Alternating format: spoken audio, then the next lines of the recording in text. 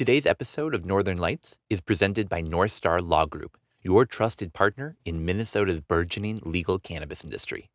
Whether you're just starting out or looking to expand, attorney Jen Riza and her team will help you understand the latest developments, scope out risks, and find a compliant path forward in this rapidly changing field. Visit northstarlaw.com and let North Star Law Group guide you through the legal landscape with confidence.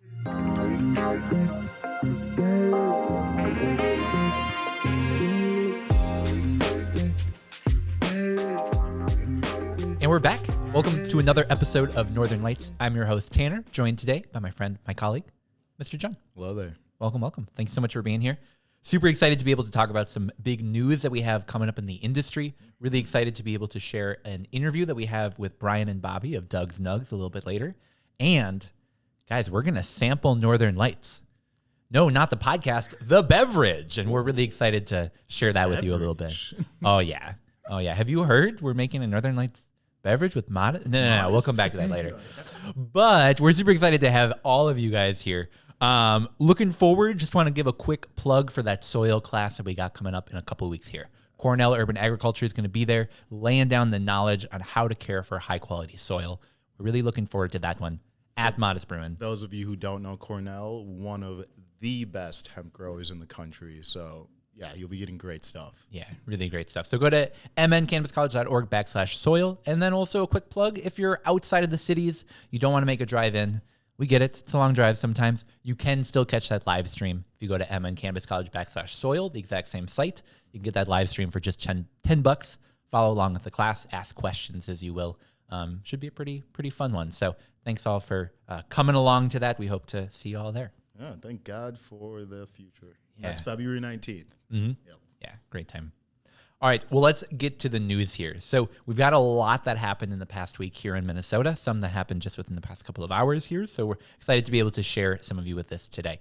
We're going to be talking about an OCM update that happened just on Tuesday of this past week, talking through some of the changes that they went through. We'll be talking about the Red Lake Nation, some changes going on there, and then also our friends over at the Legal Marijuana Now Party. But let's start by talking about the meeting that the OCM had on Tuesday. So, John, we both watched that. Mm-hmm. What were your main takeaways from that meeting? Well, I had already read and summarized their legislative report, so it was it was an overview of that. I think my main takeaway was OCM is still doing a really good job at letting the people know what they are doing and how they are doing it. They're being so transparent. I was happy that they were willing to give us all that immediately. Yeah, I agree with you. Where I definitely, personally would prefer that they'd move a little bit quicker towards opening those doors. I get that this process takes time, and I agree with you that they are being at least transparent. And we learned they are trying to move quicker. Yeah, we'll get to that. Yeah. Oh, let's get right to it, because that was one of my favorite takeaways from this is seeing that the regulators are looking at the timeline ahead of them and saying, "Hey, what can we do to try to move this along a little bit?" So one of the major things that came out from that, and while it was talked about a bit in the legislative report, they made it clear that they're trying to figure out ways to issue temporary licenses, especially the social equity applicants, hopefully this coming summer, really speeding that up. That would be massive. Yeah, take it from that January 25 date and move it over to July 1st, 24. It gives, they're saying specifically the social equity applicants, it gives the people who you want to give an advantage. Oh, yeah. So I think two birds, one stone with that one. We get dispensaries faster. The government gets to do what they're actually planning to do. Mm-hmm. You talked about the transparency, and I think that's one great thing that came from the meeting. But another thing that really stood out to me was not only the transparency, but also that they really are taking on that mission of social equity. Mm-hmm. That was written into the legislation. That's something that we fought really hard for. But it's cool to now see people that are in charge of implementing that, speaking the same language and saying, how can we make this more available for social equity applicants? How can we further promote a craft market here in Minnesota? And putting down that social equity ownership requirement from 100% to 65%. Charlene Briner, who is the temporary director, said it increases the opportunity for social equity applicants to actually acquire capital and secure funding. Mm-hmm. So I think that one, I think, is really putting your money where your mouth is, where it's we we want to go back and we think there's ways to change statute that will be more equitable to what the industry we're trying to build. I think it shows that they are really, really, really not trying to let this fall to the wayside, that they're pushing it in implementation, and hopefully it'll show that once the licenses are available. Hey, this is something we really thought about. Yeah, absolutely. What do you think about that, though, the 100% to 65%? I think it's a pretty important change. We don't want social equity applicants to be taken advantage of. So we really wanted to push for having majority ownership of all of those businesses staying in the hands of the social equity applicants that really are going through the application process and the social equity of the business. Yeah. But I also understand that business costs money. You need to be able to upstart. And if you have that license, you're a social equity applicant, being able to raise additional capital is really an important thing. And we're not going to be able to turn to, our big banks and do that. So looking at the equity of your business is really one of the major ways to do it. So I'm in favor of it because I really do think it will help to further expand the mission of social equity. I think we'll see more social equity applicants become license holders because they'll have that additional access to capital. I know originally they said 51%. I just wonder how they landed on that 65%. Just sort of by looking at other states. So they looked at other states and found that generally it was within that 50 to 55 range. They wanted to really focus on equity as being at the core of the mission. So they bumped it a little bit higher to 65%. But it will eventually be in the hands of the legislature to really set what that final number is. So curious to see where that goes. The third one that really kind of wraps up what we're doing for social equity applicants, so removing that secure premises. I think that brings this whole thing full circle. It's you don't need to spend all this money. You can get your license early, and then we're giving you a mechanism to raise money. So I think you can see exactly what the vision is from the OCM. Yeah, I think we would agree. I think most of the guests we have on would agree that changes are needed, but it's good to at least see that the OCM says, yeah, we agree. Here are some that we think really could help further our mission. I hope that many of them are implemented. There's some pretty good recommendations. I was excited to see the actual government body itself that will be doing the regulating, speaking the language that's that's really what I want them to be saying. Right? Thank you, OCM. Yeah, it makes it look like they're doing their work, honestly, and that's they need to build goodwill first of all. So good on you. On the negative side, and then we'll move on because I just had to talk about it. Did you hear their timeline on when a new director will be in place? So the application is open until February. They hope to have someone named and figured out by May, which means midsummer is when they're planning to have someone in office. So we could have licenses out before a director. Totally possible. And think about man, when was it that Aaron Dupree resigned? How long ago has that been? And that gap November? Between, it's going to be 10 months, 8 months, a chunk length of time between having someone resign to having someone new in that role. That's more time than it was from the bill being passed to Aaron being first appointed. I sure hope that they took that time. Kind of I hope they did something over that time to warrant that. So we'll see. We'll see. Charlene, keep the seat warm. Oh yeah. Well, let's move on and talk about not the Minnesota specific industry, but look closer a little bit at the Red Lake Nation. So listeners, viewers of this show might remember we talked a few months back, right on legalization day, about the only place you being able to legally buy a product was at Red Lake Nation, at their NativeCare. It's a native-owned dispensary that sells adult use cannabis, and it was at first in Minnesota. But there was a pretty big shakeup here this week that we wanted to share with listeners of the show. Yeah, I didn't hear too much about this. So I'd love to be filled in with our viewers. Yeah, so I was scrolling the Star Tribune as I was getting ready in the morning and saw this article pop up about NativeCare changing the ownership of their dispensary and thought wow, I haven't heard anything about this. And really it's just that a lot of the news at the Red Lake Nation doesn't necessarily trickle its way up to the Star Tribune in the way that it should. But what happened here is a couple weeks ago, there was a band member that made a complaint about one of the tribal council members allegedly stealing a large amount of cannabis. And I should clarify, that was an employee of the business. That complaint went to the council itself. They investigated it, and they released a news release just a little bit earlier this week saying that they investigated this, and a report put out saying that all of the material went where it was supposed to go. It was all operating within the law that was set. However, they still voted unanimously to transfer that ownership of NativeCare to a freestanding business. What exactly that looks like, we don't yet know, but it is a pretty big change for the first native-owned dispensary here in Minnesota, less than a year after operation, to be switching away or to be changing how they originally were operating. I think it's shocking, but like also it seems like they're just taking advantage of the opportunity we gave them, because like they could sell NativeCare, start Care Native, across Absolutely, because they have so much more control up there. I am just so interested to see how this shakes out, to be honest. Yeah, I didn't know they could sell it, but it's because I didn't really fully understand. Yeah, it's the fun of having not just sort of our Minnesota cannabis rules and regulations of House File 100, but having other legal jurisdictions within Minnesota able to come up with their own rules. And there's nothing specifically in Red Lake's bylaws that I was looking through, the rules around their cannabis program, that prohibits this.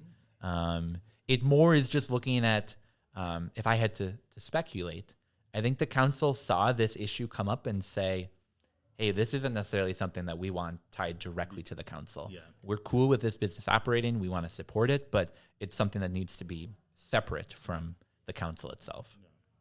Which, like I said, I think is just it's taking good advantage of that opportunity, because there's a lot more going on up there than cannabis. Yeah.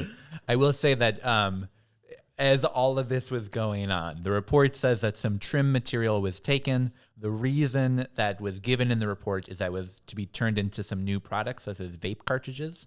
And if you go on NativeCare's Twitter page, earlier this week, they announced a brand new product. Some pretty cool looking vape cartridges.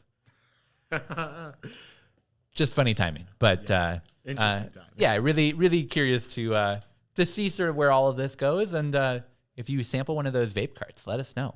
Curious how they are. We might bring you on the show. Yeah, absolutely. So we shouldn't talk about this story without giving sort of all sides of it. So the council member that was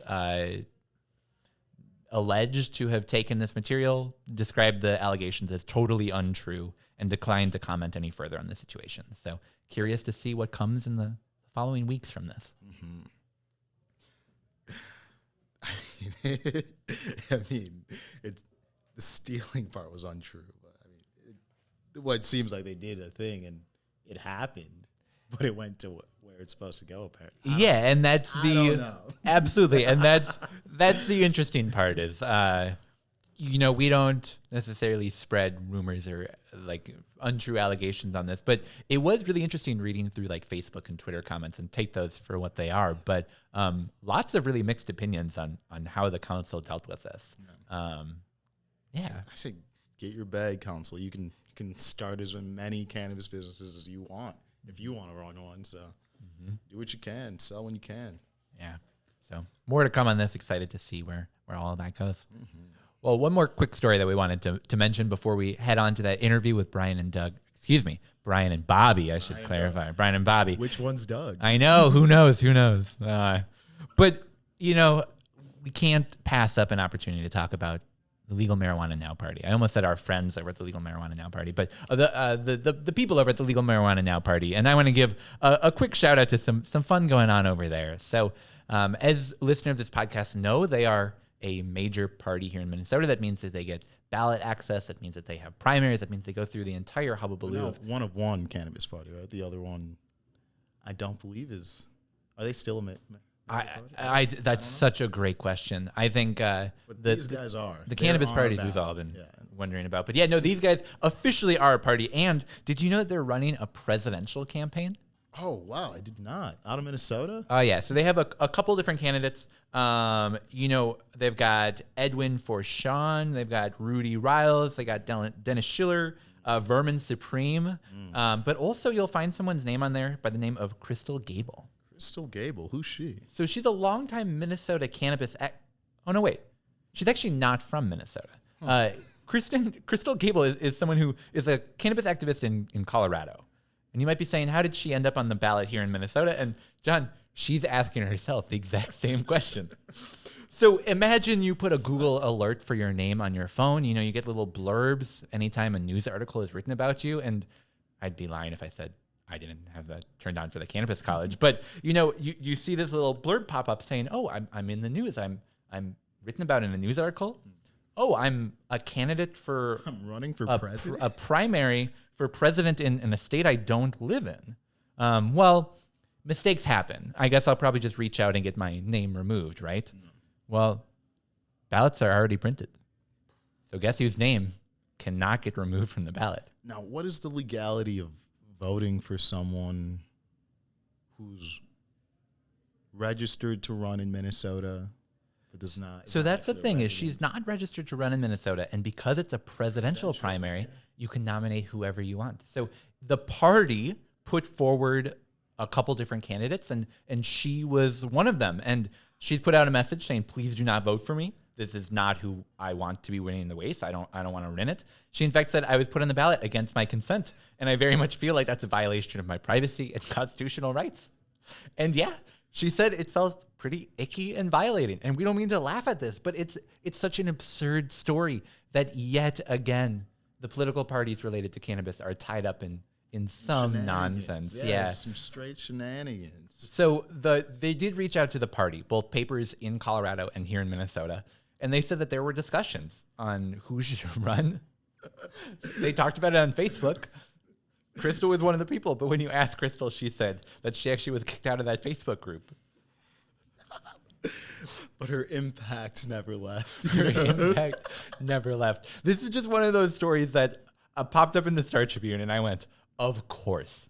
Of course the Legal Marijuana Now party is caught up in some craziness that, be it running a candidate that is not actually registered to run, be it someone who doesn't even live in the state. Here we have more fun happening with the Legal Marijuana Now party, showing that politics can be fun if you want them to be.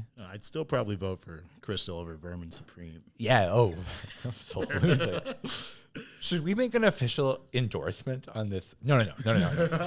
We're a non-political podcast. We are not endorsing Crystal Gable. We are not telling people to go to the Legal Marijuana Now party primary and vote for her. That would be ridiculous and absurd. We would never do that. And Crystal, you have our sympathy. We do apologize that you're on the ballot. That's not our fault, but still, we wish that you weren't. Crystal, if you want to talk about it too. Yeah, you're welcome to come on. And also, can I say, welcome to the world of Minnesota cannabis politics. It's a fun one. It's a fun one. You never know when your name's going to pop up. Never know. Always make sure to set those Google alerts, everyone. Go do that right now. All right. Well, let's leave that behind. We're going to jump to an interview with Brian and Bobby from Doug's Nugs. Hear a little bit more about their company, hear a little bit more about some of the work they do, the products that they make, and their incredible genetics. I'm really excited for this interview. And then afterwards, we're going to be sampling Northern Lights, the beverage. Super excited to be sharing that all with you. We'll be talking a bit about our party, but let's go ahead and jump to that interview, and we'll be back with that beverage and right after that. Thanks, y'all.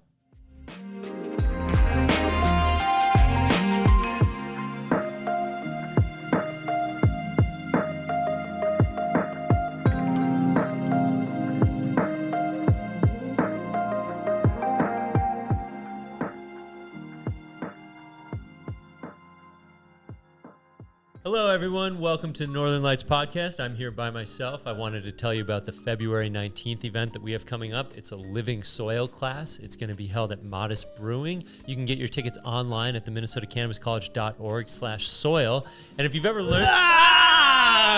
It's alive! Are you a living soil? I'm the living soil. Do you can know- come and learn more about me? Do you know Stephen Cornell? Do I know Stephen Cornell? Stephen Cornell is who grows me. Aha, you're grown by Stephen Cornell. If you want to be grown just like Stephen Cornell grows living soil, you can grow living soil yourself. Just be like Tanner and come to the living soil class on February 19th. February 19th, Modist Brewing with Cornell Urban Agriculture. Come learn about living soil. Hey, don't they have a brand new private event space? They do. It's pretty cool.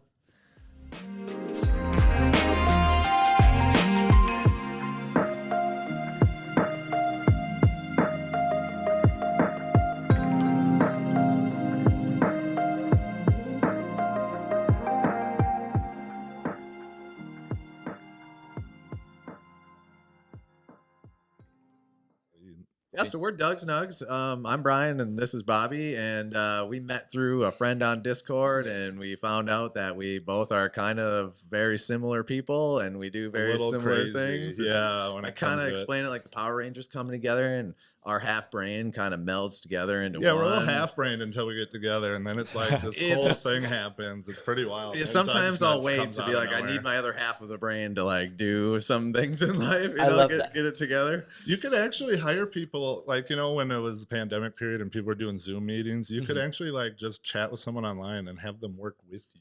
Like, not working in the same company, they're just in the chat hanging out there, and you just kind of know you're doing it.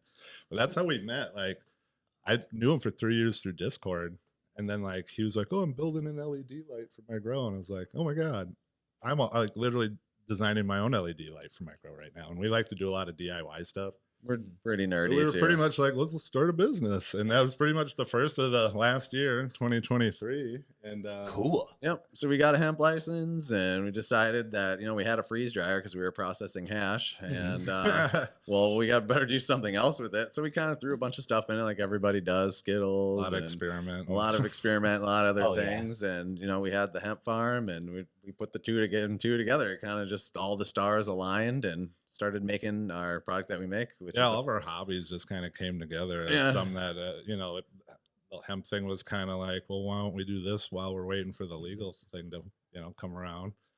And That's then so cool. yeah, we're just kind of keeping busy and doing what we can. The hemp thing was crazy. We did 2 acres this year. So that's what I was going to ask. So going back to like the early parts of last year, I think, Brian, that's when I first met you. Yeah. That's when you came in with some delicious treats to Uniflora headquarters, and it was like, wow, this is really, really good. Yeah. What was it like when you guys were actually in the lab and sort of first made like that treat that you're What like, was this is the difficult one? was it's a few constituents. It's more cookie than ice cream, and we'll get into that later. We're having to redo our packaging because of the whole Yeah, milk we're currently ingredient. under a redesign. Yeah. Yeah. But the milk is actually like barely a third of that product. A lot of gummies are just pure sugar, and ours actually has like the enrichment that's in flour. It has vitamins, it has protein. It's actually a relatively healthy edible. But in the end, we couldn't really dose it properly, like because it shrinks in the dehumidifier and all your math goes crazy. So we had to come up with a proprietary means of dosing each one accurately. And Yep. To hit the 5 milligram, which was the yeah, the everything law that got we were hitting. interesting through all that R&D. Just getting the numbers right, doing all the math. Yeah, we kind of shifted into a role that we're not experts at, but we That's what learned we a lot do. quickly, and we Yeah, that's like we did all of our own art. We didn't outsource anything. We do our own web development. We like press our own shirts. We got a shirt press and everything. anything So that we, cool. we had to do, we just pretty do much ourselves start basically. figuring it out. And we have background in IT too. I did IT for 15 years, and saw Yeah, legalization coincidentally, happening, we worked and we for atomic data centers like a few years apart. we kind of ran into each other just haphazard, unknowing in the past, which Yeah. was also strange. A lot of small world stuff happened. Yeah, so you guys sort of had these like two lines that never necessarily met, but were sort of yeah. running parallel to each other Yeah, until exactly. suddenly you met on Discord, and it was like, oh, I was like, This this guy is is the on crew. my level.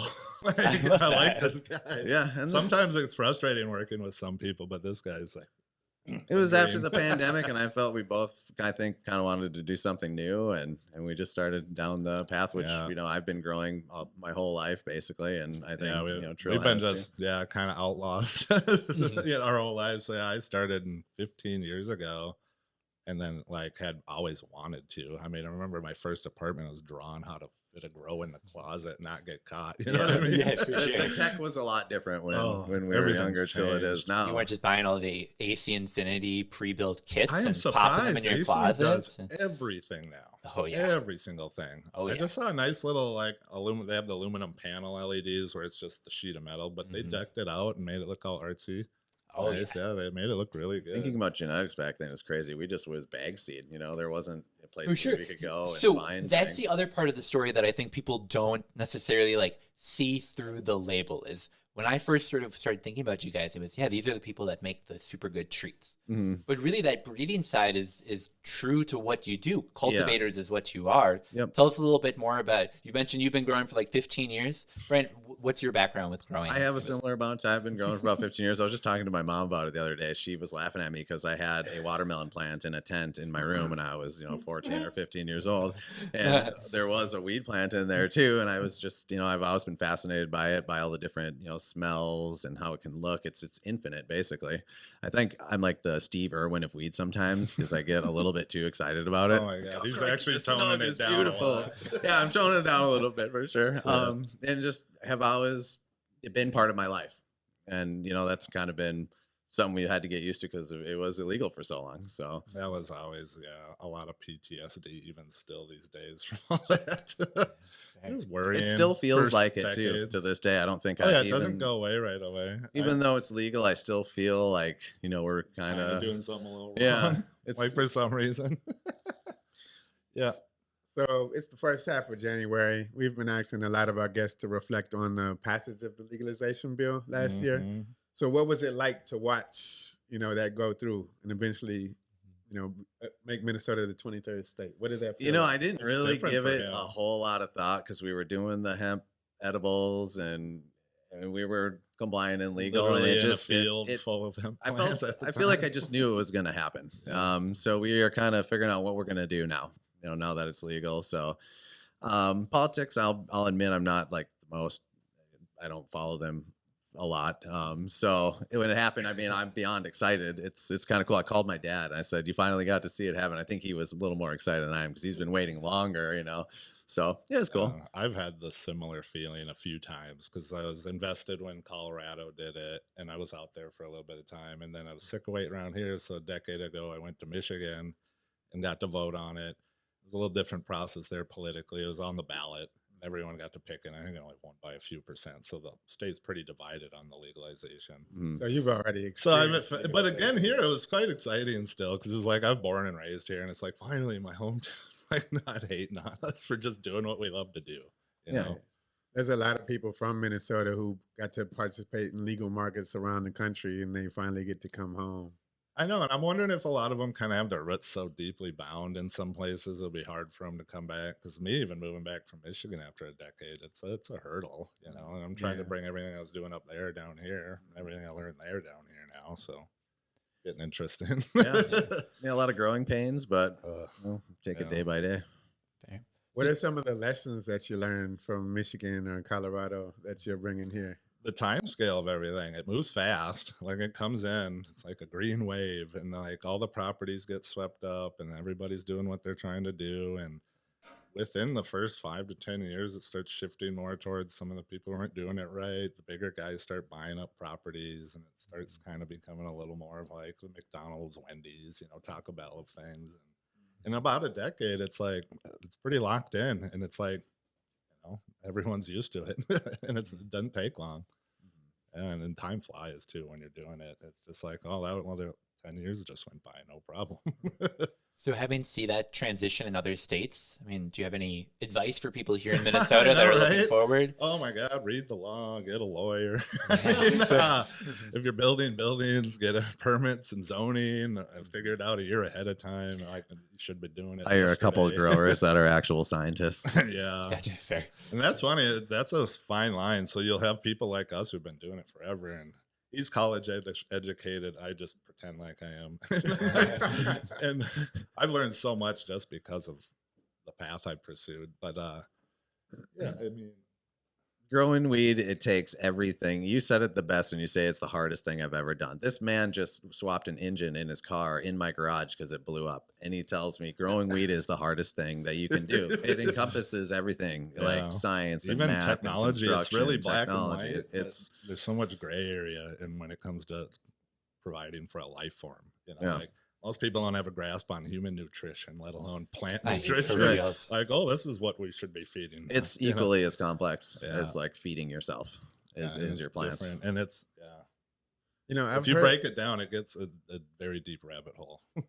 So I've heard a lot of people claim that it's easy to grow, but I don't think it's easy to grow like fire. Like, There's different levels of growing well too. You can grow one plant and give one plant your full attention, and there's that whole complexity to just that one plant. But now try 10 or 100 or 1,000, Scaling 10,000. Like it just becomes a different battle. would you say And each the variety has quality a alone. personality? Absolutely, everyone will eat differently. They have different diets. They It's evolved a good in way to different explain it. regions Yeah. on the planet. I refer to them as equilateral genetics, and then there's mountainous, like Afghani Hindu region plants that evolved out that way in the Middle East, and a lot of them developed in like colder, like more short seasons. And then there's stuff like in Jamaica that's the seasons all year round. You can have a couple crops because it just never stops really being the season. They evolved to just have really long flowering periods. And you usually have to cater to that. It's interesting to see those things when you're Is it- looking for new genetics and seeing things like I have plants that can live with literally no water and they don't even care. And then I've got You will some have that, drought tolerant. if they dry out for a traits. second, they're It'll not happy activate with that me. gene if you let a little bit of like dryness enter it. And this is a lot of stuff that we look for when we're doing our crosses. Things that So- are tolerable and easier to grow for newer people as well to kind of cater that to market. And it's a little funny bit. too because you'll see a lot of descriptions like it can do this amount of grams per square meter, or this amount of oil, and it really depends on the grower to do that to Yeah. express the full potential of genetics. Wait, do you mean it's not going to be exactly 22% What? THC?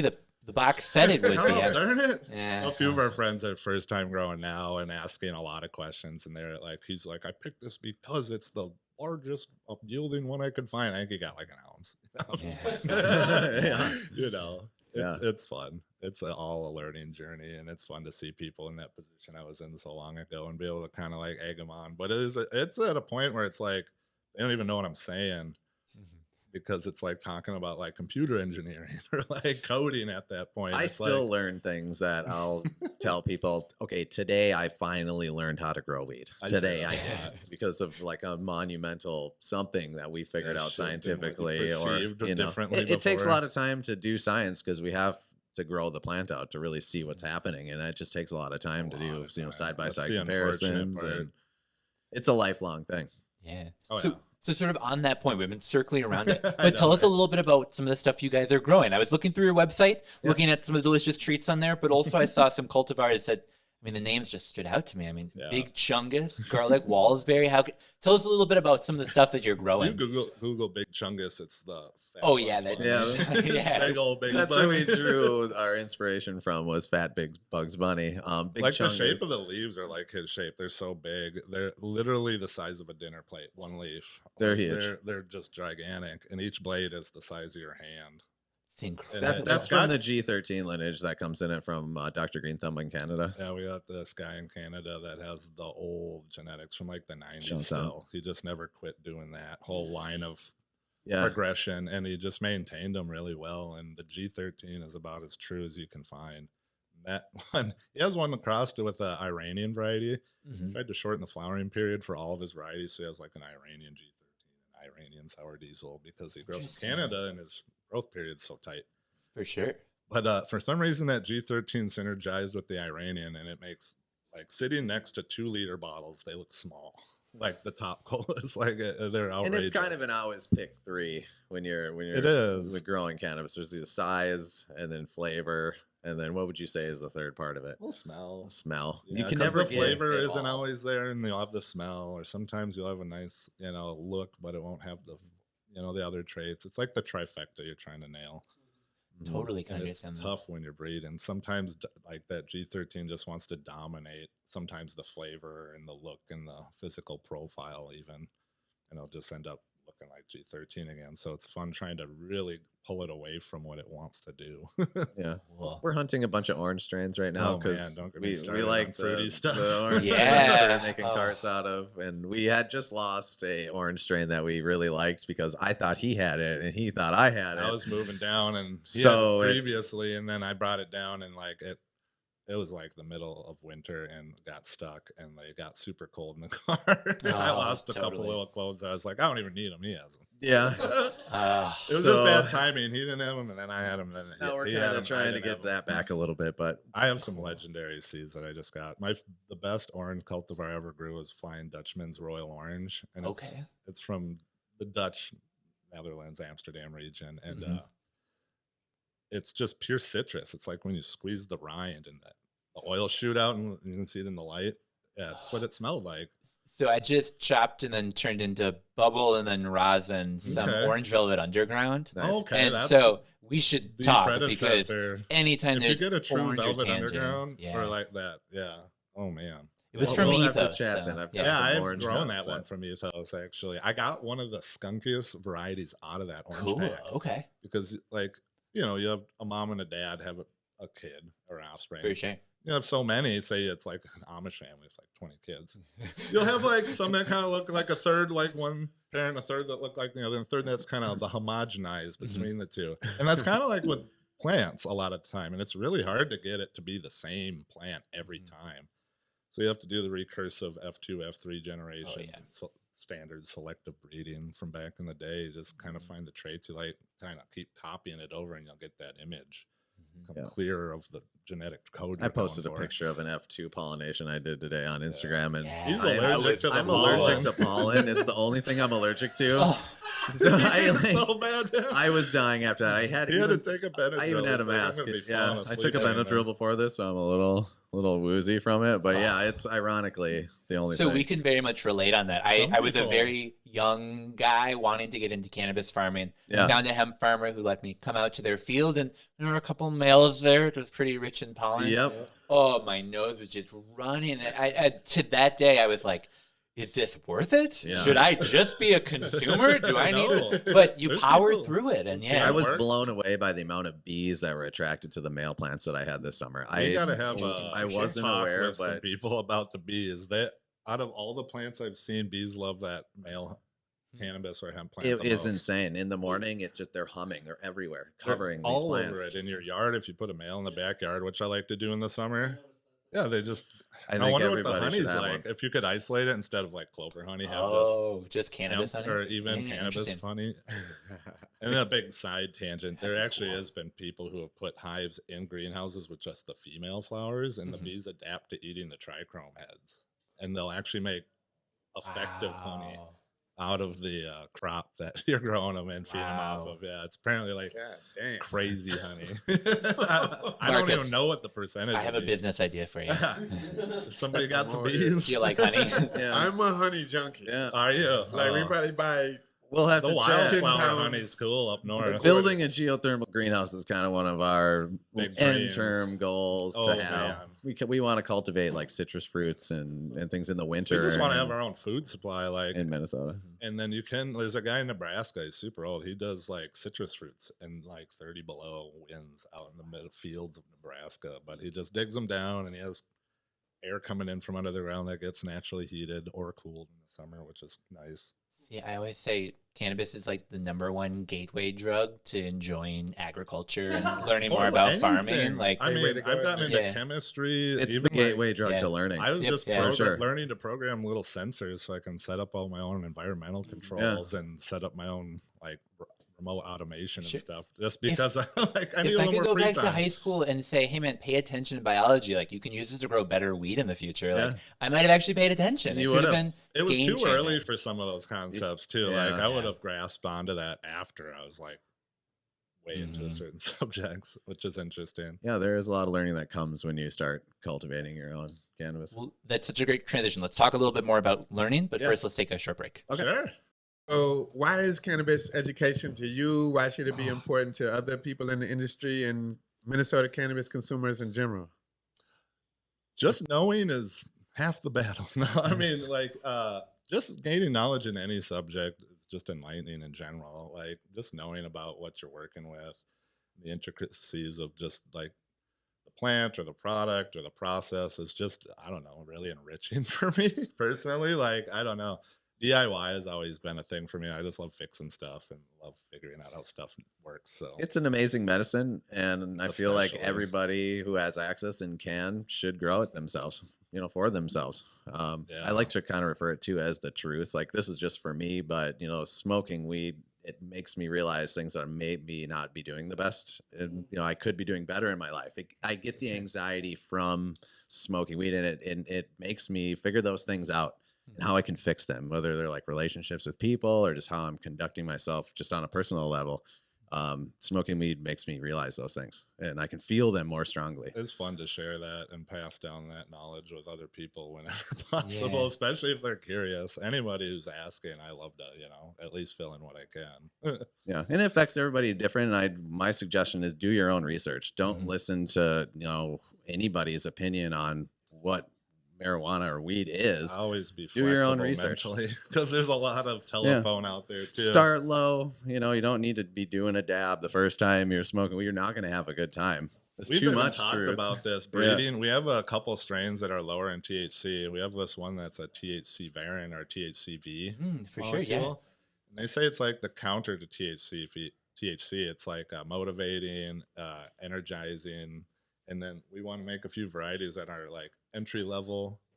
Something you could sell at a shop that is like, something for people who haven't smoked and like maybe people are middle of the road experience, and then like obviously the top of the line. You see a lot of benefits highest when you start percentage. small. CBD even just. But you don't see that at any get into stores it. if you go around. There isn't like an entry level product for people. It's weaker. usually the high. Try to be the highest. Yeah, potency everyone's shopping thing, for that's 27%. I'll get the 29%. just because of the numbers. So you could have a spectrum of products, the head scratcher to the head banger. Yeah, Yeah.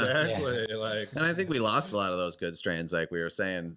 Potency back then, I mean, obviously it was a lot lower, but I think those strains were a lot better. They made you feel a lot different the than they numbers do weren't today. everything. You could have a 17% sativa that has such a crazy terpene profile. It'll have upwards of 7 to 10% terpenes, which you don't see in any of the strains these days. It's just all flavor. They say a lot of those terpenes drive the high. So like if that's not there so much, because when it comes to numbers, you can either have all CBD, no THC, or you can trade it and you can have half and half. It's like these bars that always level out. You can't have all three. You can't have all terps, all THC. The trifecta. all Yeah, the other absolutely. It's Yeah, so always you a always have to trade-off. trade. So when you're going for those high THC strains, you just lack flavor or effect. I saw a little summary of some study that was done that, people think because of the marketing that they want the highest THC products, but they did a study and they found that like a blind study, people preferred like the 12 to 18%. And it's just a the monetary people thing. that think they want the high percentage. People think they're paying for what they're getting, and it's just a simple math they do at the counter. Like, well, I better get all 30% of the thing I think I need. Instead, why would I pay the same price for 15% of half of what's advertised? Absolutely. If you're walking into the liquor store and get to choose between the 3.2 or the Exactly. whatever. Like, would you get the grocery store beer in Minnesota? Doesn't relate to a lot of states. Yeah. Or the actual beer. Yeah, for all of our national listeners, we can't buy actual alcohol in our grocery Strange stores. in Minnesota still. We just started being able to buy it on Sundays not that long ago here. That was Right. recent. Two years ago. Yeah. Yeah.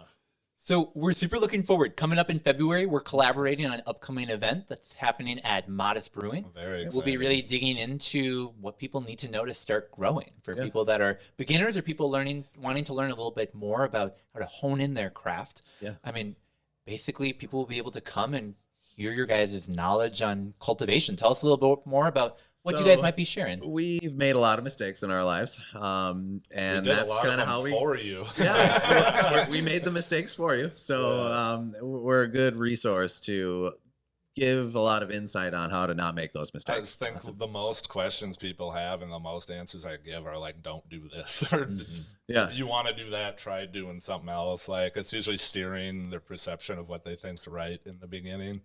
There's a lot of different ways to do it, and There is. And there it's- is no right way. I don't think anybody. It doesn't matter if it's Has it dirt or perfect. medium or no medium, and the roots are just in water.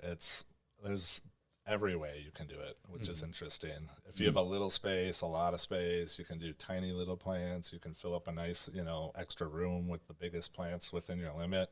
Yep. That's how we did in Michigan.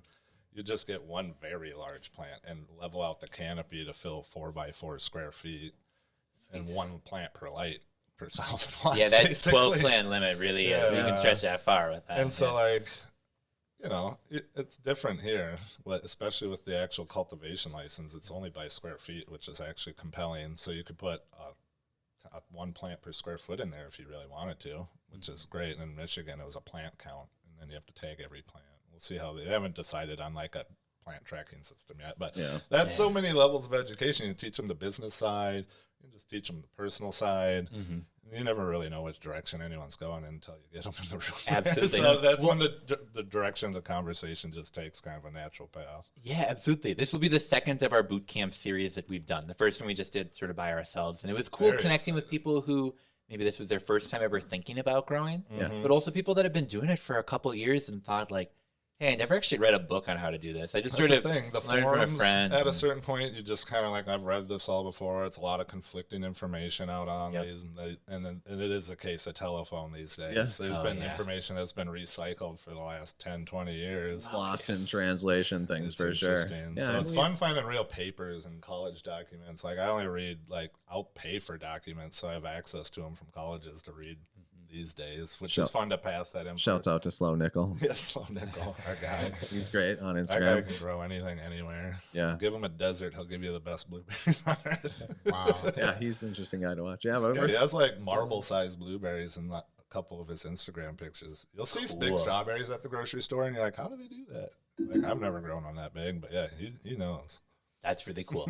Yeah. So we'll put in our plug here. People can go get tickets for that. mncannabiscollege.org/bootcamp.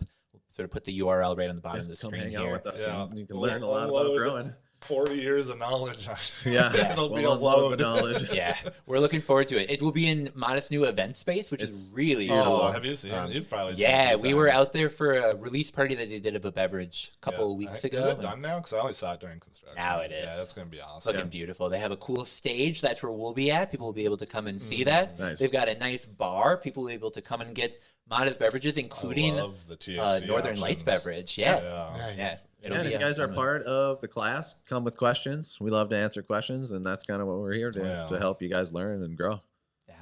Now, looking forward to the rest of the year. What do you have coming down the pipe? Do you have any exciting projects that you're willing to tell us about? So one of the big ones that we're trying to work on is we're formulating a nutrient line. Yeah, that's been 5 years in the learning, 3 years in the making.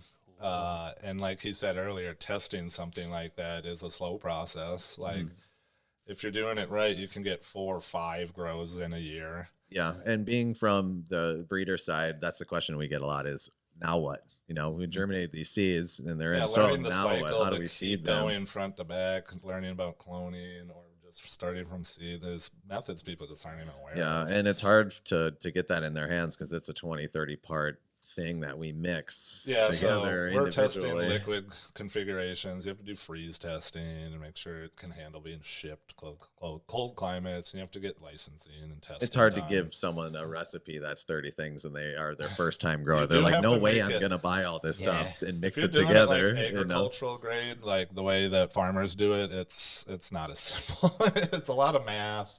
Oh, yeah. There's a reason you go to college to be an agronomist. Yeah, we did a super soil class a couple of months back, and our idea was people could come and, we'd have the bulk, all the different options. People could come and mix them together. That's and great. after people had mixed in like their 20th ingredient, they were Well, like, they just all right, burned. how many more? And it's like, no, no, There's sorry. like our first time growers, and we have a Discord channel too for Doug's Nugs, so where it's just kind of get together community and talk about your grow. And a few people are just like, we want one product, one bottle, or one little can of powder. Some people just don't want to think about it. Yeah. So I'm trying to find a happy medium there, because with liquid nutrients, you do have to have like an A and B bottle. The main problem is the sulfur in it will chemically react with other chemicals like calcium and fall out. It becomes insoluble.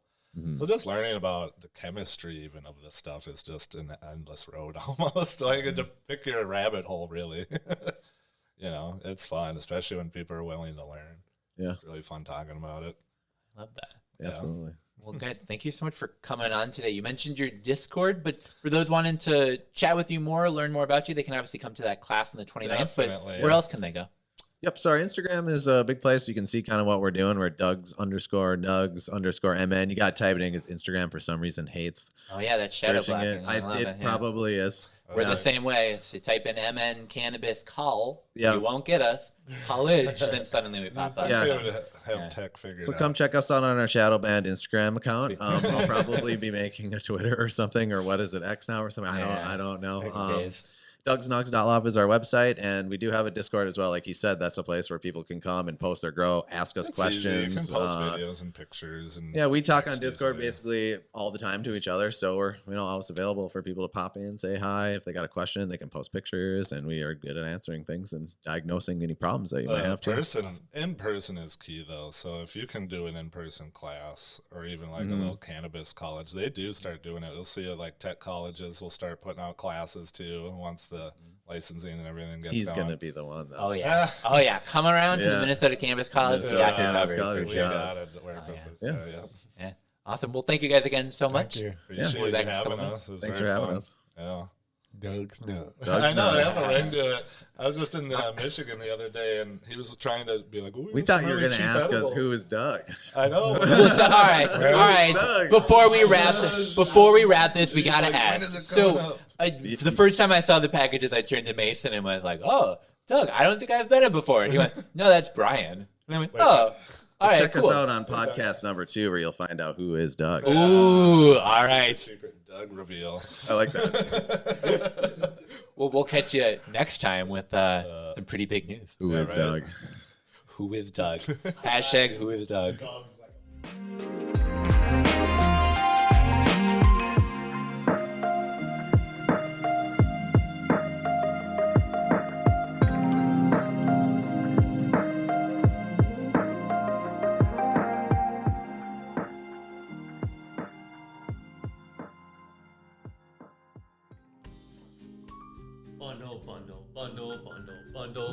Bundle. It's time to bundle for February. We've got 2 free tickets with every new bundle coming out February and March and April with Bovida. We're doing a new bundle, and you can have 2 tickets to the Bootcamp for the bundle.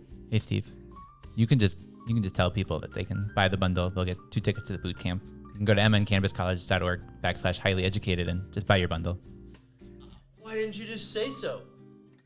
Go buy your bundle today.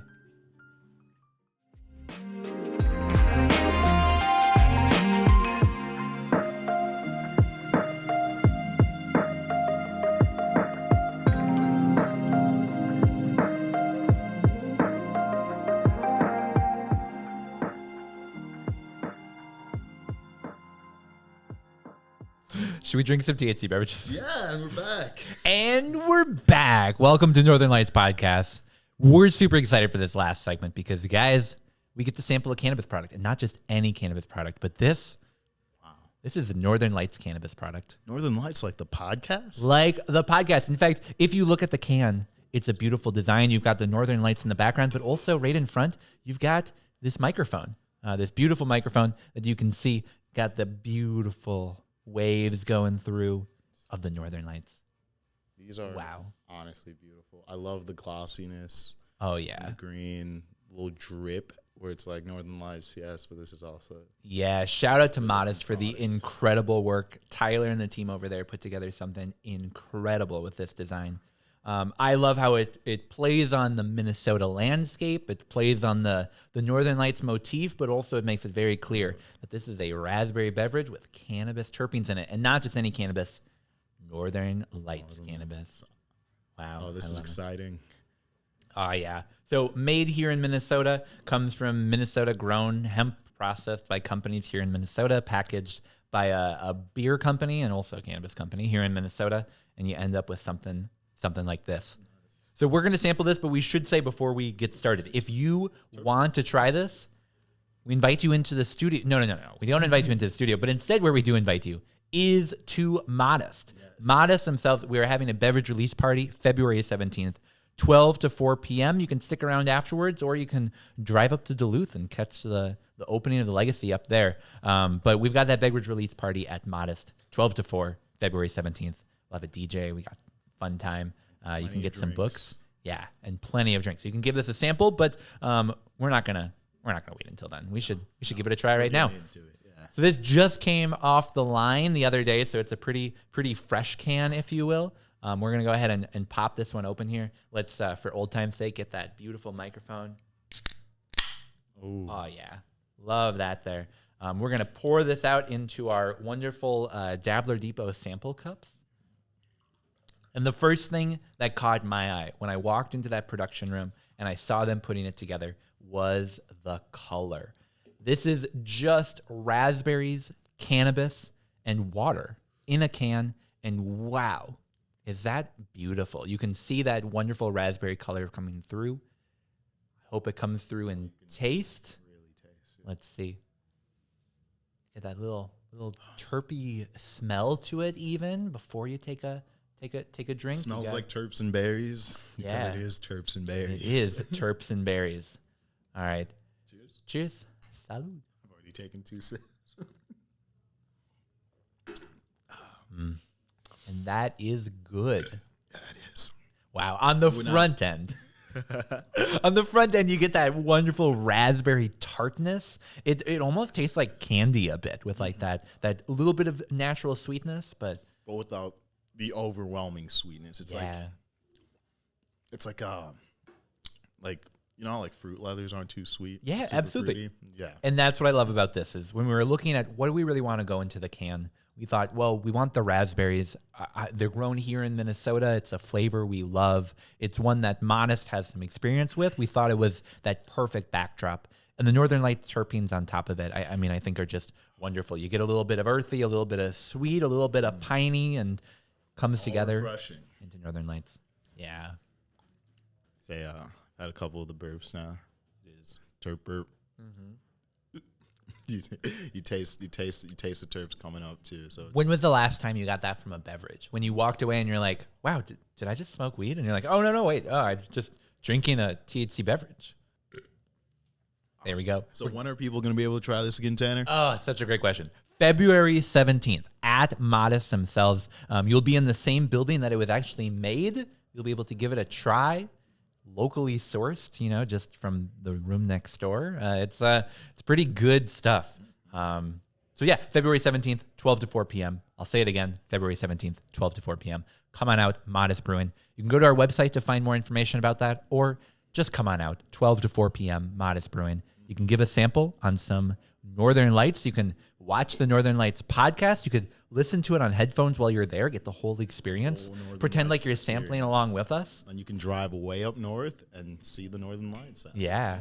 Oh, I think we should maybe do a contest that like the first person to take a photo of them drinking this with the actual Northern Lights in the background, we'll send you to one of our classes for free. We'll bring you on the podcast. Yeah, we'll bring you on the podcast. You can share it with us. So if you get that video, if you get that photo, send it in. pod@mncannabiscollege.org. Heck, directly to me, Tanner@mncannabiscollege.org. I want to see that photo. That'd be For cool. all our Arctic listeners out there. Yeah, give it a go. This is good though. Like objectively, I like this. You know, I'm with the company who made it. Yes. Oh yes. So for the organization, not a company, nonprofit. But I remember going through the process of getting it made, from like selecting the terpene profile to moving into the beverage, and thinking the whole way like, oh man, I sure hope I like this. Like if I have a beverage that I don't like and I'm telling people like, yeah, it's good, give it a sip, I'll just take a little bit here. I like my drinks to be closer to tea than like yeah, oh for sure. Oh, that's such a great way of thinking about this. Yeah, this is way closer because it has that natural earthiness. And this is water, yeah. Super clean finish. I'm such a big fan of these. I think they're so good. John, you clearly like them a bit too much. No, just kidding. It's the terps. It's the terps. It's that full spectrum effect of the TNT that you're getting. Oh. Well, guys, coming out February 17th, we'll say once again, 12 to 4 p.m., Modist Brewing. Should be a fun time. But for today, that's really all that we got. That's about it. So we'll be back next week. We got a special episode coming out next week. It's going to be our legislative preview episode with Curtis Hanna and our friend, Representative Just Hansen. So really looking forward to that one. 2 very informative interviews for Yeah. you guys who really care about the activism/policy side of this. Yeah, absolutely. And then actually before that, coming out on Thursday, so a little bit later this week, you'll be able to hear our second of our Black History Month bonus episodes. This one is with Calandra Revering from the Good Zen, and then also the Minnesota Association for Black Cannabis Professionals. It's a really great episode, a really awesome interview, so go and check that one out, coming out on Thursday. Yeah. But otherwise, follow us on Facebook, Instagram, Reddit, LinkedIn, YouTube, TikTok. You can follow us on Clubhouse. I don't know, whatever people are doing these days. Just subscribe, follow us on YouTube, check out our episodes, and contact your legislators. Yeah, definitely contact your legislators, and tell a friend. Tell a friend about Northern Lights, and we'll see you on the 17th. Cheers, everyone.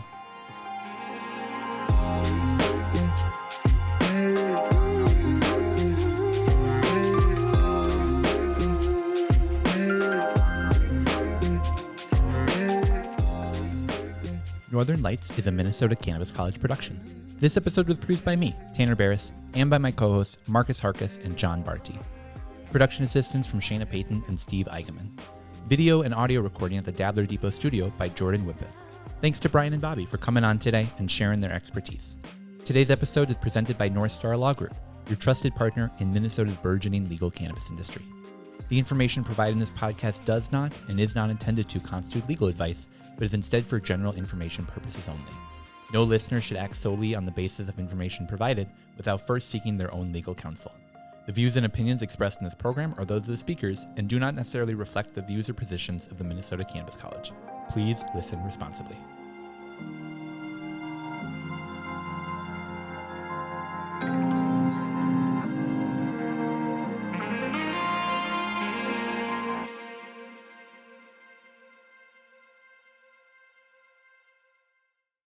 Well, I found the farm and kinda laid back. Ain't nothing old country boy like me can't hack. Early to bed, early in the sack.